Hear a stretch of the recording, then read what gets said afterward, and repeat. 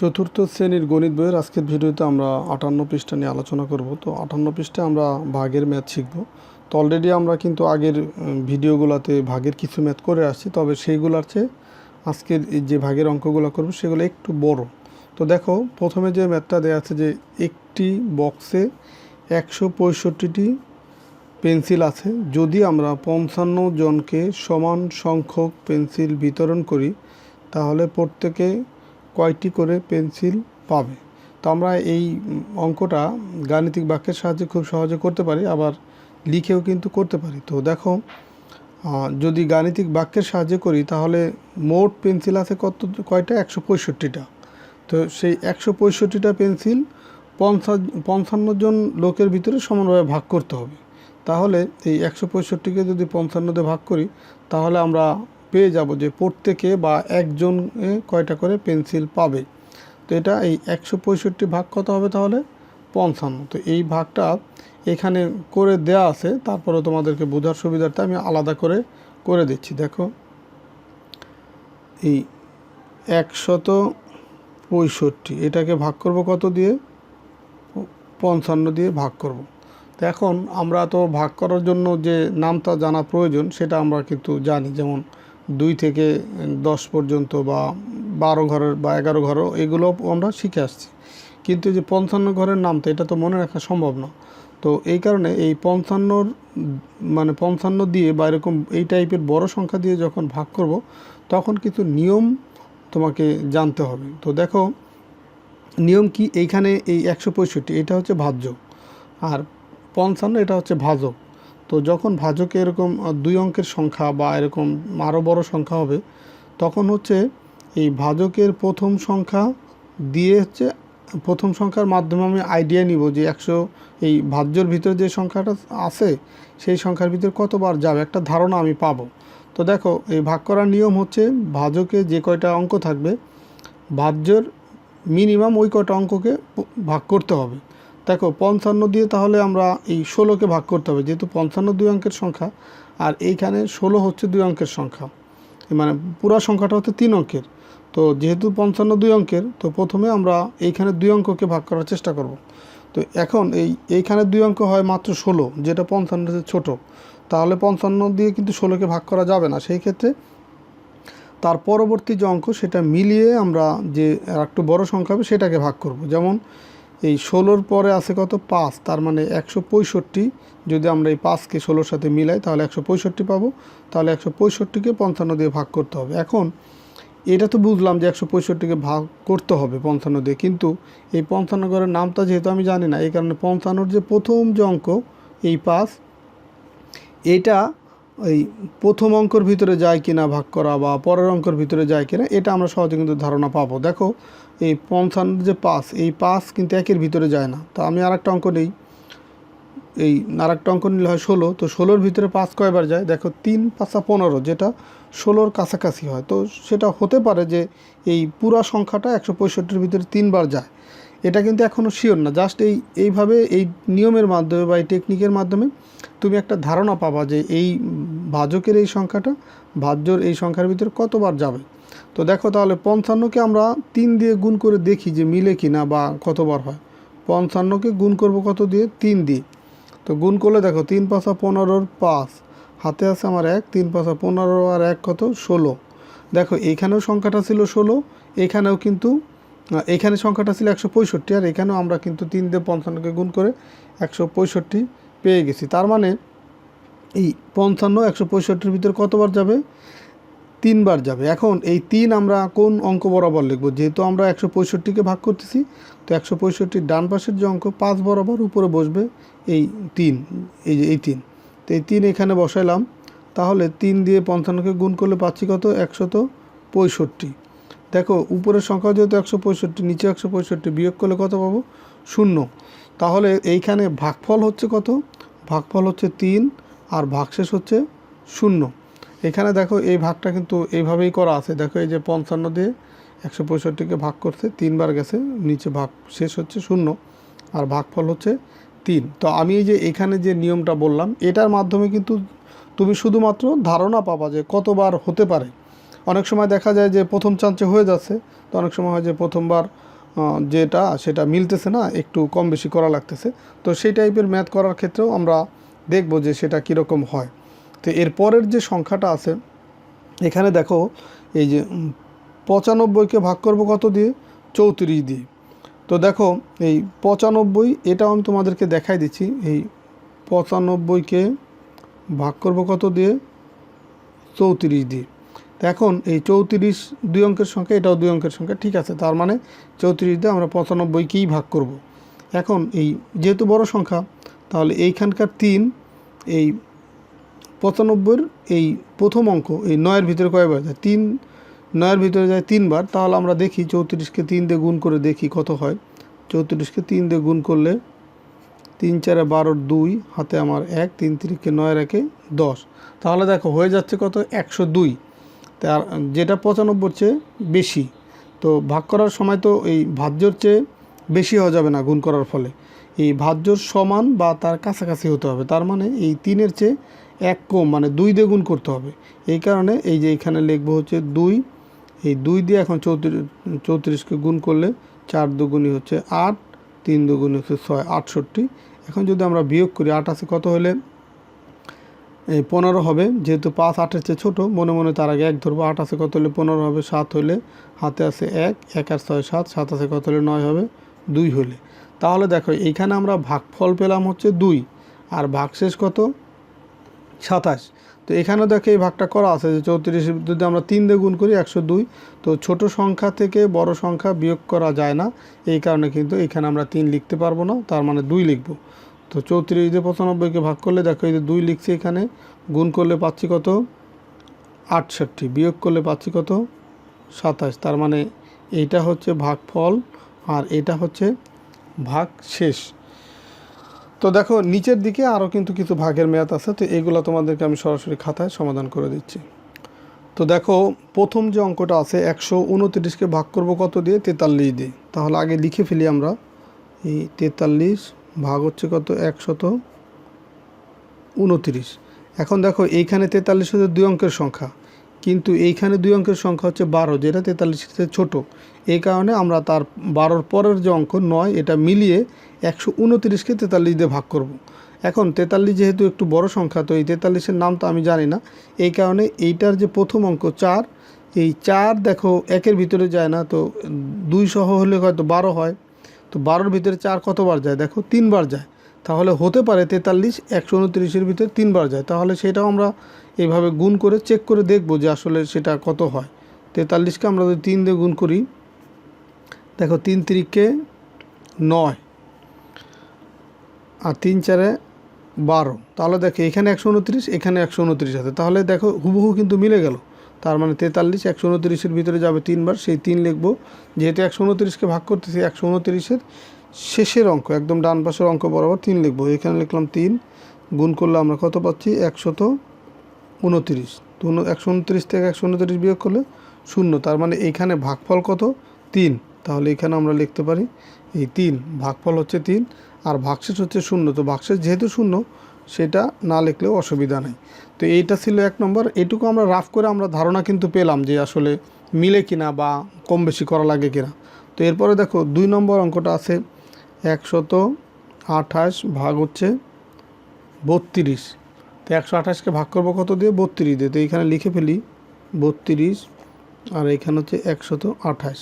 তো দেখো এইখানেও যেহেতু বড় সংখ্যা আর এই 32-এর চেয়ে 12 ছোটো, এই কারণে আমরা পরের অঙ্ক মিলিয়ে 128কে 32 দিয়ে ভাগ করব। তো এইখানে প্রথম অঙ্ক 3 দেখো 1-এর ভিতরে যায় না, 12-র ভিতরে 3 কতবার যায়, 4 বার যায়। তাহলে দেখো 32কে আমরা যদি 4 দিয়ে গুণ করে দেখি, 32 গুণ হচ্ছে 4, গুণ করলে 4 দুগুণে 8, 3 4-এ 12। দেখো 128 মিলে গেছে, তার মানে এটা এই যে 4 বারই যাবে। 32 128-এর ভিতরে 4 বার যাবে, গুণ করলে 128 পাবো। 128 থেকে 128 বিয়োগ করলে 0। তার মানে ভাগফল কত, ভাগফল হচ্ছে 4 আর ভাগশেষ হচ্ছে এই 0। তো যেহেতু 0, এটা না লিখলে অসুবিধা নেই। এরপরে দেখো 3 নম্বর। তো 3 নম্বর অঙ্কটা আছে কত, 415 ভাগ হচ্ছে 83। তো এখন এই 83 যেহেতু বড় সংখ্যা, তো দেখো আগে লিখে নিই অবশ্য, এই 415 15, এটাকে ভাগ করব কত দিয়ে? 83 দিয়ে ভাগ করব। তো এখন দেখো 83 হচ্ছে 2 অঙ্কের সংখ্যা, আর এখানে 2 অঙ্ক যদি ভাগ করে হয় কত? 2 অঙ্কের সংখ্যা নিলে হয় 41, যেটা 83 চেয়ে ছোটো। তো ছোটো সংখ্যাকে তো বড় সংখ্যা দিয়ে ভাগ করা যায় না, এই কারণে এর পরের অঙ্ক মিলে 415, এটাকে ভাগ করব 83 দিয়ে। তো 415 এটাও বড় সংখ্যা, এটাও বড় সংখ্যা। এখন কতবার যায় সেটা ধারণা নেওয়ার জন্য আমরা এই 83-র প্রথম অঙ্ক 8 দেখো 4-এর ভিতরে যায় না, কিন্তু 41-এর ভিতরে 8 যায় কতবার? 5 বার যায়। 5 8 40, যেটা 41-এর কাছাকাছি। তাহলে আমরা এই 83-কে আমরা গুণ করে দেখি 5 দিয়ে, দেখি কত হয়। 3 5 15, 5। এই যে 5, এটা কিন্তু এই ধারণাটা কোথা থেকে পেলাম? যে এটা থেকে কিন্তু আমরা এই ধারণাটা পেলাম যে এই 8 প্রথম অঙ্ক বা দ্বিতীয় অঙ্ক মিলিয়ে এটার ভিতরে কতবার যায়। এটা থেকে আমরা ধারণা পেলাম যে 5 দিয়ে হতে পারে, মানে 5 দিয়ে মানে 83 415-এর ভিতরে 5 বার যেতে পারে, এই ধারণাটা পেলাম।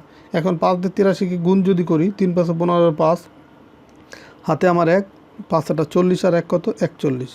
দেখো এই 415, এইটাও এখানেও কিন্তু 415 ছিল, মিলে গেছে। তার মানে এই 83 415-এর ভিতরে যাবে হচ্ছে 5 বার, গুণ করলে এখানে পাবো হচ্ছে 415, বিয়োগ করলে 0। তার মানে ভাগশেষ কত? 5। এখানে 5 লিখলাম, এটাই কিন্তু উত্তর। এরপরে দেখো 4 নম্বর অঙ্কটা আছে কি? 4 নম্বর অঙ্ক আছে 359 ভাগ হচ্ছে 51। তো লিখে ফেলি 51 ভাগ হচ্ছে 359। দেখো 51 2 অঙ্কের সংখ্যা, এখানে 2 অঙ্কের সংখ্যা হয় কত? 35। তো 51-র সাথে 35 ছোটো বিধায় আমরা 51 দিয়ে 35-কে ভাগ করতে পারবো না, এই কারণে 35-এর পরের অঙ্ক 9 মিলে 359-কে আমরা 51 দিয়ে ভাগ করব। এখন যেহেতু এটা বড় সংখ্যা বা 51 বড় সংখ্যা, এখন এই 359-এর ভিতরে কতবার যাবে সেটা ধারণা নেওয়ার জন্য এই 51-র যে প্রথম যে অঙ্ক আছে 5, সেই 5 3-এর ভিতরে যায় না, 35-এর ভিতরে কতবার যায়? দেখো 5 7 35, মানে 7 বার। তাহলে 51-কে যদি আমরা 7 দিয়ে গুণ করি, দেখো কত হয়? 7 অক্ষে 7, 5 7 35। দেখো এইখানে ছিল 359 আর এখানে 357, যেটা এই 359-এর কিন্তু খুব কাছাকাছি। তার মানে এইখানে এই ভাগের নিয়মটাও কিন্তু এরকমই ছিল যে যেটা দিয়ে ভাগ করব, ভাজক যেটা দিয়ে ভাগ করব ভাজ্যকে, সেই ভাজ্যর কাছাকাছি হতে হবে অথবা সমান হতে হবে। তো এখন 357 যেটা 359-এর খুব কাছাকাছি, তার মানে এখানে 7 বার যাবে, আর সেই 7 লিখব। যেহেতু 359-কে ভাগ করতেছি, এই 359-এর ডান পাশের অঙ্ক বরাবর উপরে। এখন গুণ করলে পাচ্ছি কত? 357। তাহলে বিয়োগ করে 7 আছে কত হলে 9 হবে? 2 হলে 5 5 মিলে গেল, 3 3 মিলে গেল। তো এখন তাহলে ভাগফল কত পেলাম? 7, আর ভাগশেষ হচ্ছে তোমার 2। এটুকু কিন্তু রাফ। তো এখন লিখবো যে উত্তর ভাগফল সমান কত? 7, আর ভাগশেষ সমান 2। এটাই কিন্তু উত্তর। এই যে ভাগফল আর ভাগশেষ দুইটাই লিখে দিলাম। এরপরে দেখো 5 নম্বর অঙ্কটা। 5 নম্বর অঙ্কে আছে কি যে 382 ভাগ করব কত দিয়ে? 62 দিয়ে। তো লিখে ফেলি আগে 62 ভাগ হচ্ছে 382। তো দেখো এই 62 2 অঙ্কের সংখ্যা, এখানে 2 অঙ্কের সংখ্যা নিলে হয় 38। তো 62-র চেয়ে ছোটো বিধায় আমরা 38-এর সাথে তার পরের যে অঙ্ক 2 মিলে 382 নিলাম, পেলাম। এই 382-কে 62 দিয়ে ভাগ করব। তো যেহেতু ভাজক বা ভাজ্য দুইটাই বড় সংখ্যা, এই কারণে 6 38-এর ভিতরে কতবার যায় সেটা আগে দেখব। মানে 6 এক অঙ্ক বা 2 অঙ্কর ভিতরে কতবার যায় সেটা আগে দেখি। তো এখন 6 6 6 36, যেটা 38-এর কাছাকাছি। তাহলে আমরা এই 62-কে আগে 6 দিয়ে গুণ করে দেখি মিলে কিনা। 62 গুণ হচ্ছে 6, 6 2 গুণ 12, 2 হাতে আমার 1, 6 6 36, আর 1 কত? 37। দেখো এইখানে 382, এইখানে 372, তার মানে 382-র কাছাকাছি, তাহলে 6ই হবে। তো এখানে 6 দিয়ে যদি গুণ করি, এখানে 6 লিখব, 6 2 গুণ 12, 2 হাতে আমার 1, 6 6 36, আর 1 37।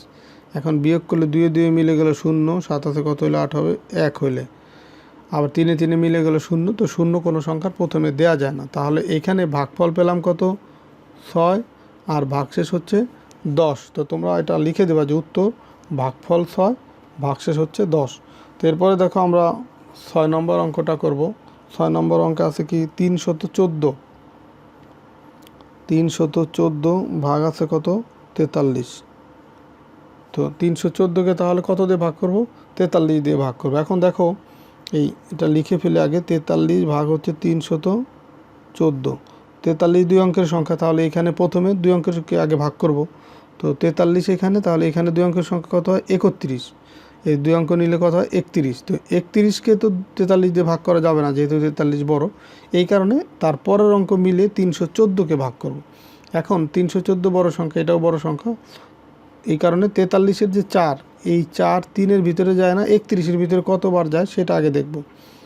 দেখো 4 7টা 28, 4 8 32, 31-এর চেয়ে বেশি হয়ে যাচ্ছে, তাহলে 7 হতে পারে। দেখি আমরা 7 দিয়ে গুণ করে, এই 43কে যদি আমরা 7 দিয়ে গুণ করি তাহলে দেখো কত হয়, 3 7 21-এর 1, হাতে আমার 2, 4 7 28 আর 2 হচ্ছে কত 30।